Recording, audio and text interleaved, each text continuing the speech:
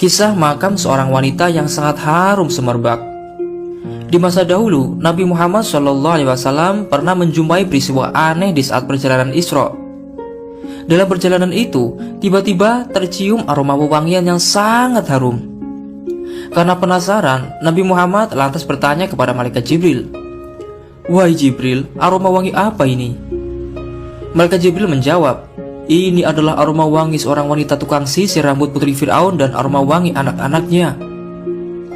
Ternyata bau wangi itu bersumber dari kuburan keluarga pelayan Fir'aun. Dahulu memang Fir'aun memiliki seorang pelayan wanita bernama Masyitoh. Di antara tugas yang dilakukan Masyitoh adalah menyisir rambut putri Fir'aun. Masyitoh adalah seorang wanita yang beriman kepada Allah SWT, tetapi menutupi keimanan itu dari Raja Fir'aun yang zalim. Seluruh keluarga Masyitoh termasuk anak-anaknya juga beriman kepada Allah Raja Fir'aun yang zalim. Seluruh keluarga Masyitoh termasuk anak-anaknya juga beriman kepada Allah SWT. Namun di akhir hidupnya, Masyitoh dan keluarganya mendapatkan sebuah ujian besar yang sangat menyedihkan, di mana dia dan keluarganya harus direbus hidup-hidup oleh Fir'aun hingga akhirnya meninggal dunia. Aroma wangi dari makam keluarga Masyitoh lantas membuat Rasulullah ingin tahu kisahnya dari malaikat Jibril. Berikut kisah selengkapnya. Namun sebelum ke ceritanya, mari bantu support channel ini dengan cara klik like, subscribe, dan aktifkan lonceng notifikasinya bagi kalian yang belum ya, agar channel ini semakin eksis dalam mensiarkan kisah-kisah Islami.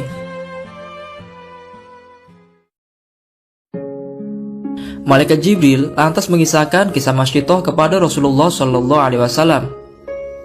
Dahulu di suatu hari, Masyitoh tengah mengurus keperluan putri Fir'aun seperti menyisir rambut sang putri. Namun tiba-tiba sisir rambut terjatuh dari tangan Masyitoh. Spontanitas Masyitoh mengucapkan Bismillah, yang artinya dengan menyebut nama Allah. Sang putri Fir'aun lantas bertanya, "Ayahku, maksudnya barusan yang kamu sebut namanya itu apakah ayahku?" Masyitoh menjawab, "Bukan, dia adalah Tuhanku. Tuhanku dan Tuhan ayahmu adalah Allah." Jawaban keimanan Masyitoh ini terucap secara terang-terangan dan tidak ia tutup-tutupi lagi. Mendengar Masyitoh yang tidak lagi mengakui Fir'aun sebagai Tuhan, kemudian putri Fir'aun berkata, "Akan aku beritahukan hal itu kepada ayahku." Masyitoh berkata, "Ya, silakan saja." Masyitoh benar-benar sudah lelah terus-terusan menyembunyikan keimanannya. Ia merasa kesulitan jika harus melakukan sholat, puasa, dan ibadah secara sembunyi-sembunyi. Ia sadar bahwa risiko menyatakan keimanan secara terang-terangan dapat membahayakan dirinya. Namun ia tak mempermasalahkan hal itu.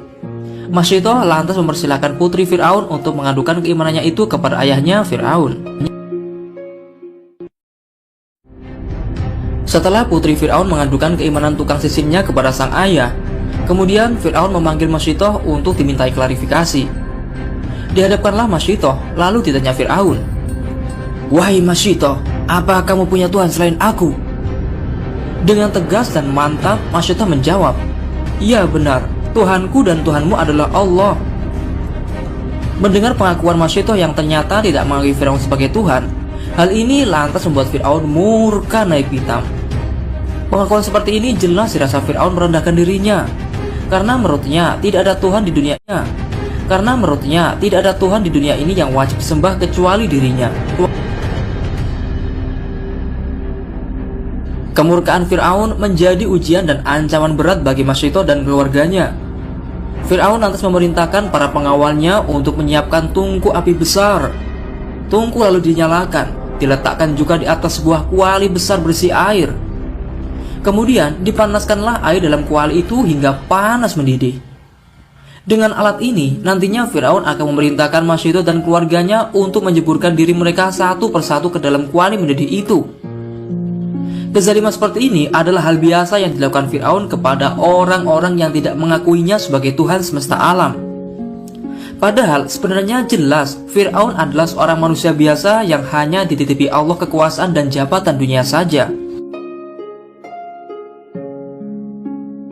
Fir'aun lantas berkata kepada Masyitoh, Fir'aun lantas berkata kepada Masyitoh, "Baiklah Masyitoh, kalau kau masih tetap kukuh pada pendirianmu, maka kau dan keluargamu akan kumasukkan ke dalam kuali itu." Dengan ketabahan hati, Masyitoh berkata, "Baik, tetapi aku punya permintaan terakhir kepadamu."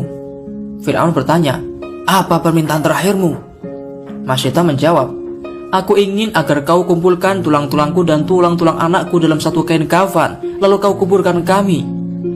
Fir'aun berkata, "Baik, itu menjadi hakmu dan kewajiban bagi kami." Keimanan Masyitoh sangat kuat dalam mengambil keputusan ini.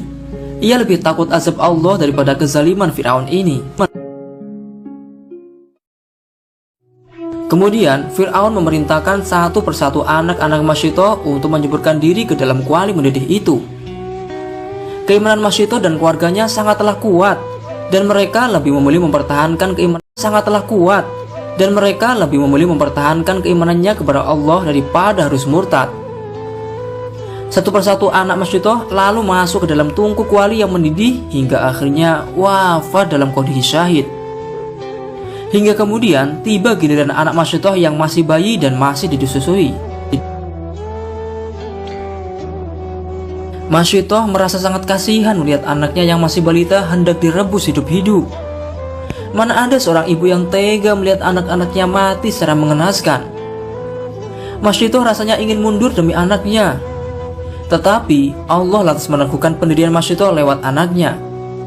Atas izin Allah, anak Masyitoh yang masih bayi dapat berbicara dan berkata, "Wahai ibu, ceburkanlah dirimu, sebab siksa dunia lebih ringan daripada siksa akhirat."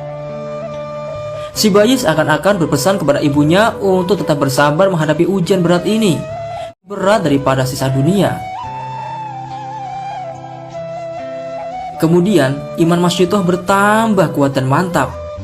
Ia dan bayi kecilnya akhirnya memilih menceburkan diri ke dalam kuali mendidih daripada harus murtad mengakui Fir'aun sebagai Tuhan. Inilah akhir kehidupan yang mulia bagi Masyitoh dan keluarganya. Mereka kesemuanya wafat dalam kondisi syahid mempertahankan keyakinannya kepada Allah SWT. Tak apalah mereka harus kehilangan nyawa, toh mereka dan Fir'aun juga akan sama-sama mati. Hanya membedakan mereka yang beriman tentu akan mendapatkan kemuliaan dan kenikmatan surga di sisi Allah SWT. Sedangkan Fir'aun yang kafir akan mendapatkan azab pedih di neraka. Fir'aun lantas melaksanakan permintaan terakhir Masyitoh dan keluarganya. Tulang belulang Masyitoh dan anak-anaknya lantas dimasukkan ke dalam satu kain kafan lalu kemudian dikuburkan. Allah SWT lantas memberikan tanda keistimewaan dan kemuliaan terhadap Masyitoh dan keluarganya. Kuburan mereka lalu memancarkan aroma wangi dan harum sekali. Aroma wangi semerbak ini bahkan tercium Nabi Muhammad SAW saat melakukan perjalanan Isra bersama malaikat Jibril. Subhanallah. Itulah balasan untuk orang-orang yang beriman kepada Allah SWT. Semoga kisah ini bermanfaat. Wallahu a'lamu bishawab.